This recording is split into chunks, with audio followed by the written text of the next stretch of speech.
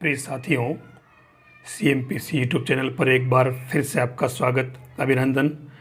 आज मैं स्टार्ट कर रहा हूँ समांतर श्रेणी, गुणोत्तर श्रेणी और हरात्मक श्रेणी।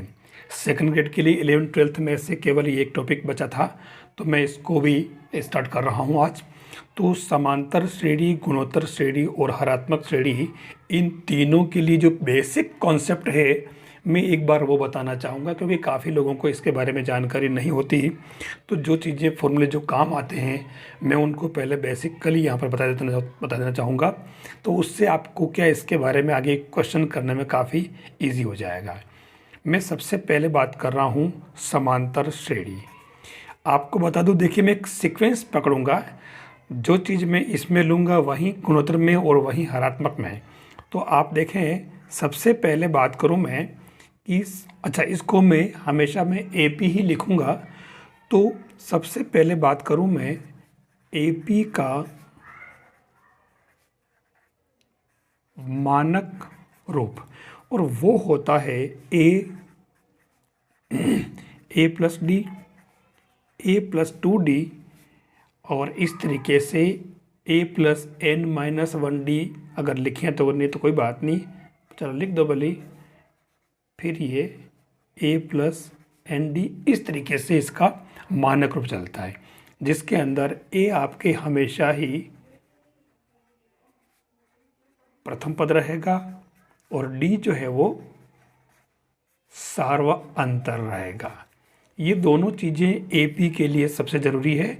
ये आपका प्रथम पद, ये द्वितीय पद, तृतीय पद, इस तरीके से चलेंगे। और सार्वअंतर D निकालने के लिए हमेशा जो फॉर्मूला बनेगा वो A2 माइनस A1, भले ही A3 माइनस A1 कैसे भी करें आप, D बराबर A2 minus A1, A3 minus A2, इसी तरीके से A4 माइनस A3, आप इस तरीके से चला सकते हैं। तो ये AP का मानक रूप हुआ। और इसको अगर आप ध्यान से देखें तो चलो मैं इसके लिए अगला जो है टॉपिक इसी का ले लेता हूँ। AP का nवां पद, व्यापक पद या फिर अंतिम पद। हम इन अंतिम पद को हम L से लिखते हैं और nवें पद को हम AN या फिर TN से भी लिखते हैं, दोनों याद रखें। और ये है अंतिम पद। तो भले आप AN लिखो, भले आप TN लिखो या फिर L लिखो, इन सभी के लिए आपके जो nवें पद का जो सूत्र होगा वो आपके A plus n-1 into D होगा। लेकिन मैं आपको बता दूं कि इस फॉर्मूले को हम डायरेक्ट ही यूज़ करेंगे, और डायरेक्ट कैसे यूज़ करेंगे जो मैं आपको बता दूं कि इसके अंदर अगर आपको प्रथम पद A चाहिए, A1 चाहिए, मतलब A चाहिए, तो वास्तव में प्रथम पद आपका किसी श्रेणी का जो है वो, यानी एक तरह से A1, n = 1, तो ये आपके A होगा। अगर आपको A2 चाहिए तो ये होगा आपके A प्लस D। अगर आपको A3 चाहिए तो ये होगा आपके A प्लस 2D। अगर आपको A50 चाहिए तो ये होगा A प्लस 49D।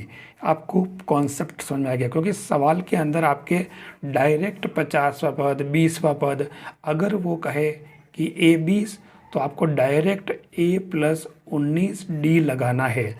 इसके अंदर पूरा फंसने की आपको ज़रूरत नहीं है, ये आपको इसके अंदर यूज़ करना है। नेक्स्ट है इसी AP के अंदर AP के n पदों का योगफल, और इसमें आपको दो याद रखने हैं। कैसे? एक तो Sn = n/2 into A plus n-1 into D, और दूसरा है आपके पास Sn = n/2 into A plus L। तो ये आपके फॉर्मूले हैं दोनों ही। ये L अंतिम पद है, यानी ये जो D यानी सार्वअंतर के रूप में है, और L जो है अंतिम पद के रूप में है। और आपको पता ही है कि L इक्वल टू होता है A plus n minus one into d. ये आपके योगफल के लिए यूज करना है इसके अंदर, और ये इसके अंदर मेन फॉर्मूले हो गए। फिर जो चौथी बात आती है इसके अंदर कि सबसे इम्पोर्टेंट बात, A B C are in A P, यानी कि ए बी सी आपके अगर समांतर श्रेणी में है, ए पी में है। हम सवाल में ज़्यादातर ये वाली बात यूज़ करेंगे। तो अगर ये लाइन कहीं पर लिखी है, इसका मतलब आपको डायरेक्ट याद रखना है कि 2b equal to A plus से, और भले ही b इक्वल टू आपको a plus C upon two, ये याद रखना है। ठीक है। अब इसकी जगह अगर मान लो आ जाता है आपके कि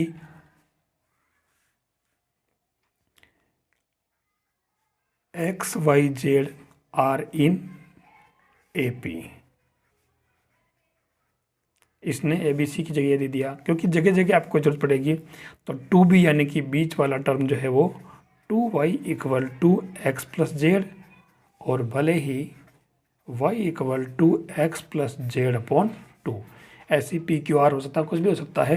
तो यानी बीच वाले पद का डबल करके, या यूँ कहें कि a plus C upon two हो जाएगा b की वैल्यू, या y की value X plus Z upon two हो जाएगी। एक जो कॉन्सेप्ट है वो है कि दो आपको डिजिट दे रखे हैं, दो संख्याएं दे रखी है आपके पास में a व b, इनके बीच आपको n समांतर माध्य इंसर्ट कराने हैं, प्रविष्ट कराना। तो इसका जो तरीका है या फॉर्मूला है, मैं इसके अंदर फॉर्मूला नहीं लिखूंगा, आपको खाली बता देता हूं इसके अंदर कि a के बीच में मान लो अगर आपको तीन संख्याएं डालनी है जो समांतर श्रेणी में होगी, क्योंकि समांतर माध्य का मतलब समांतर श्रेणी ही हुआ। तो इसके अंदर आपको जैसे मान लो तीन संख्याएं, तो ये a1 a2 और a3, और फिर लास्ट में b हो जाएगा। ठीक है। तो इसको हम अप्लाई कैसे करेंगे वो मैं आपको डायरेक्ट क्वेश्चन से बताऊंगा, क्योंकि हमारे पास में इसके जगह जैसे मान लो अगर दो संख्याएं दे रखी है और आपको अगर a1 a2 a3 की वैल्यू बतानी है, तो ये ऊपर क्लियर बोलेगा कि ये समांतर माध्य में है, यानी समांतर श्रेणी में है। तो आपको उन चारों ऑप्शन जो मिलेंगे आपके पास में a b c और d, आप इन चारों ऑप्शन में से वो तीन संख्याएं चूज कर लेना जिनका सार व अंतर समान हो, या बिठा के देख लेना तो डायरेक्ट हो जाएगा। इसलिए इसको कॉन्सेप्ट में अलग से नहीं ले रहा हूं। नेक्स्ट जो है गुणोत्तर श्रेणी या जियोमेट्रिक प्रोग्रेशन, और इसको अपन शॉर्ट में जीपी ही यूज़ करेंगे। क्वेश्चन वाइज जनरली जीपी ही यूज़ होता है। तो इसके अंदर जिस तरीके से मैंने आपको एपी के अंदर बताया, पहला जो पार्ट था वो है जीपी का मानक रूप, और वो होता है ए आर स्क्वायर ARn-1। दोनों में फ़र्क ये कि यहाँ जो a तो सेम वही है, फर्स्ट टर्म या प्रथम पद, और r जो है वो आपके आएगा सार्व अनुपात। इसको कॉमन रेशो कहते हैं। ये फर्स्ट टर्म हो गया। और r निकालने के लिए आपको क्या करना पड़ेगा कि जो r का पैटर्न है वो है ये टर्म अपॉन ये टर्म, यानी कि AR अपॉन A, भले ही AR स्क्वायर अपॉन AR, और भले ही AR cube upon AR square, इन सभी के अंदर R ही आएगा।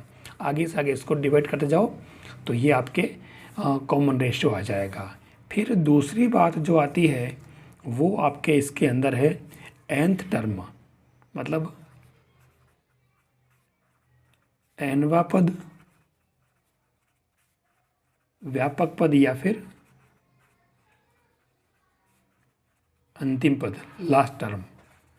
तो यहाँ पर भी आपके सेम वही सिस्टम है, A N equal to A R N minus one, इसको आप अंतिम पद भी कह सकते हैं। तो ये आपके इसका nवें पद का आ गया फॉर्मूला।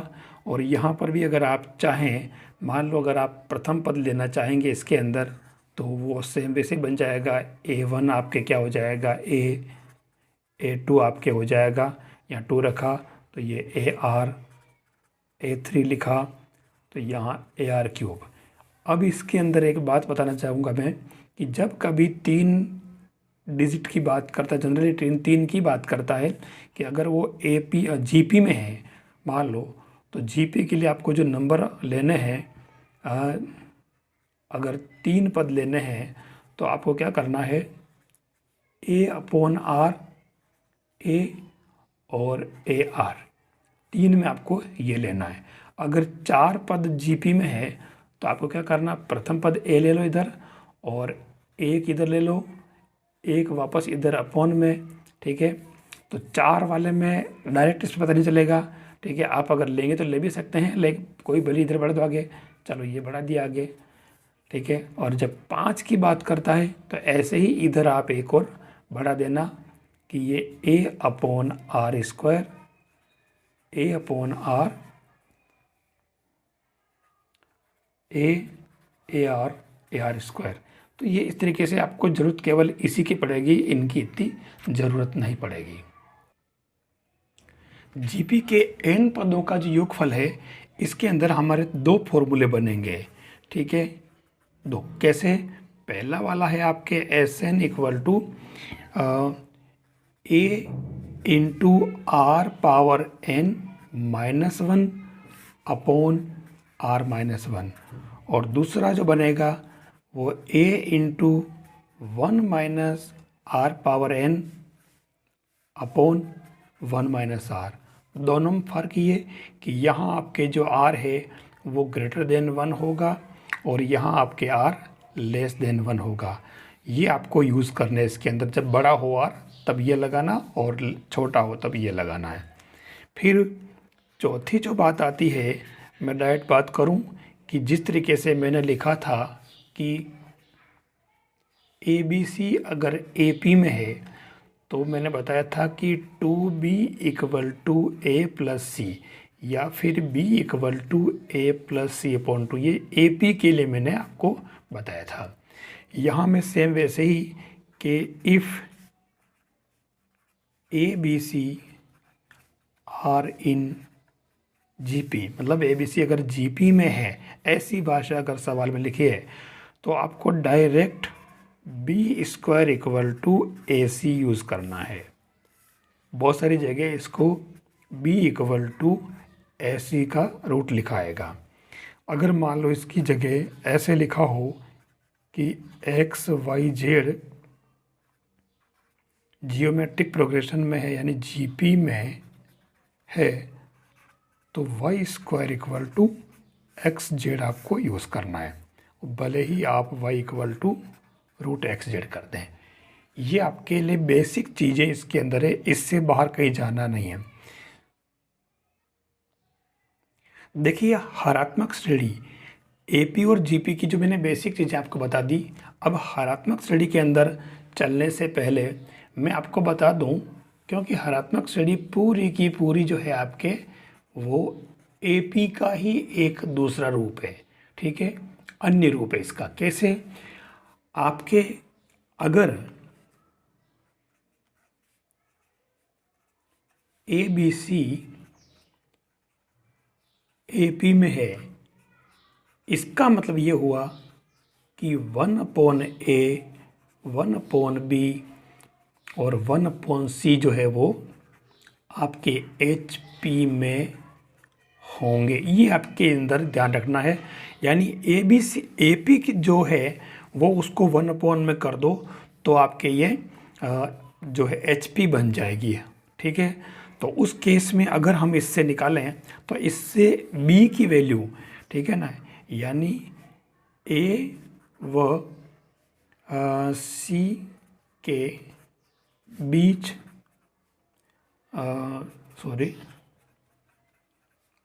हरात्मक माध्य वो इससे बनेगा आपके b equal to 2ac upon a plus C. ये आपके हरात्मक माध्य हो गया।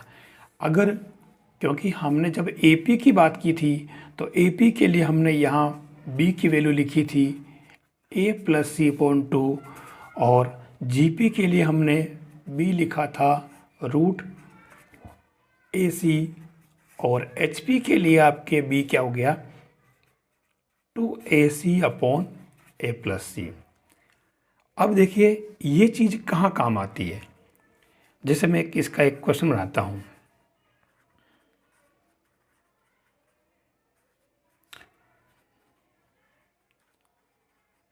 एक द्विघात समीकरण आपके पास में है X square minus 4x plus 9 equal to 0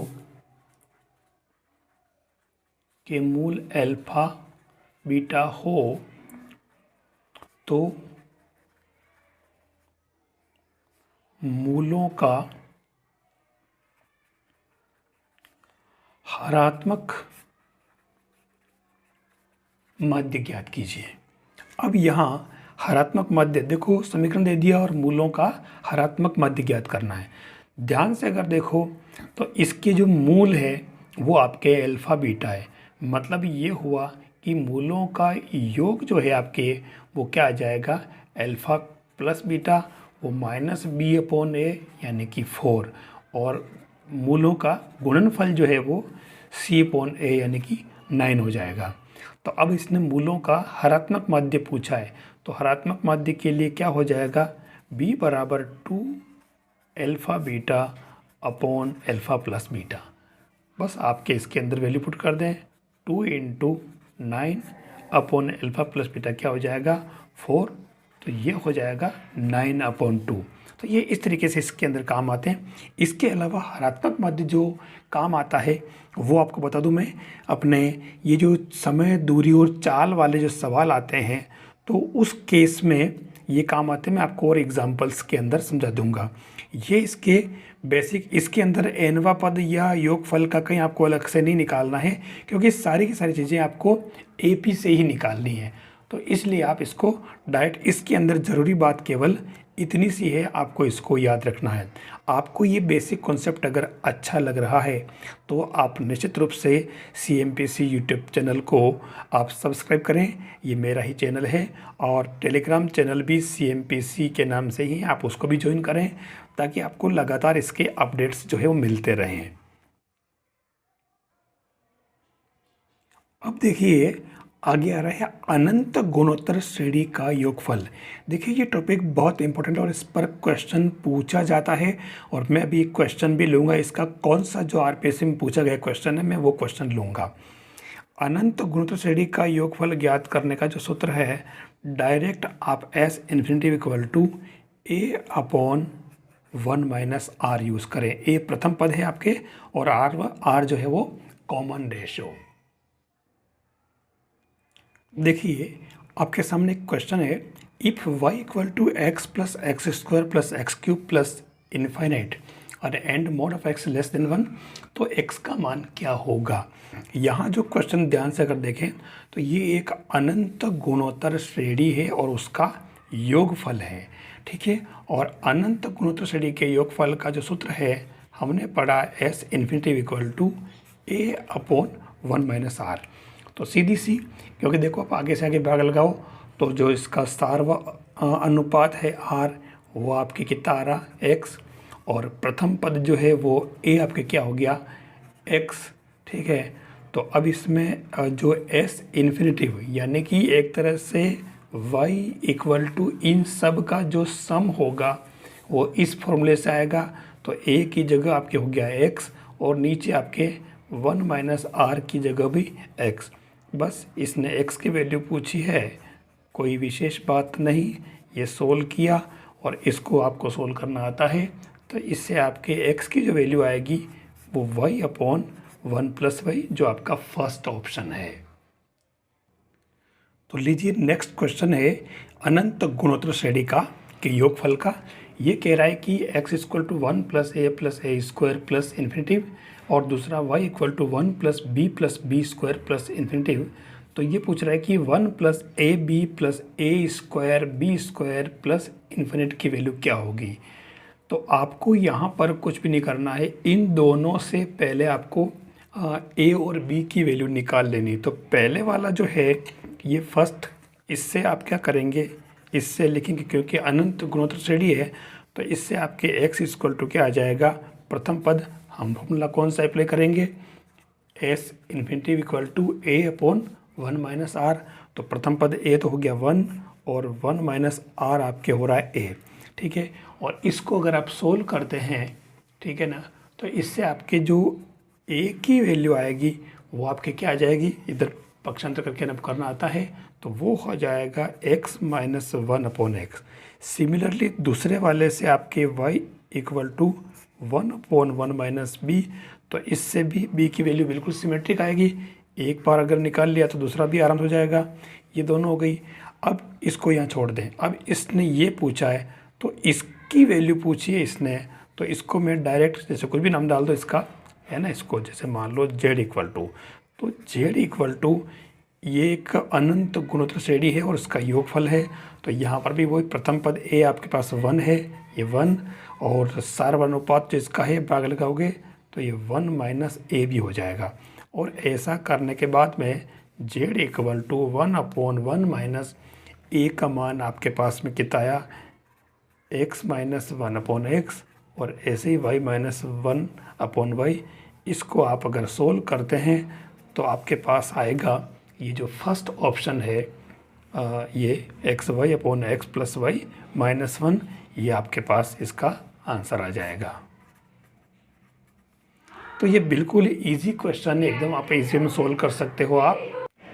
तो ये इस तरीके से आपको ये क्वेश्चन सोल्व करने हैं। इसके मैंने अनंत गुणोत्तर श्रेणी की कुछ योगफल के क्वेश्चन दे दिए, बता दिए आपको, ये इसका पैटर्न रहेगा। और ये जो क्वेश्चन है आपको अक्सर पूछा जाएगा, ये आरपीएससी में पूछा हुआ क्वेश्चन है, तो आपको इनको सोल्व करना है। ये मेरा एक बेसिक लेक्चर का वीडियो है, आप इसको सब्सक्राइब करें, आप इसको देखें और अपने साथियों को भी शेयर करें, इससे आपको इसका पूरा फ़ायदा मिलेगा।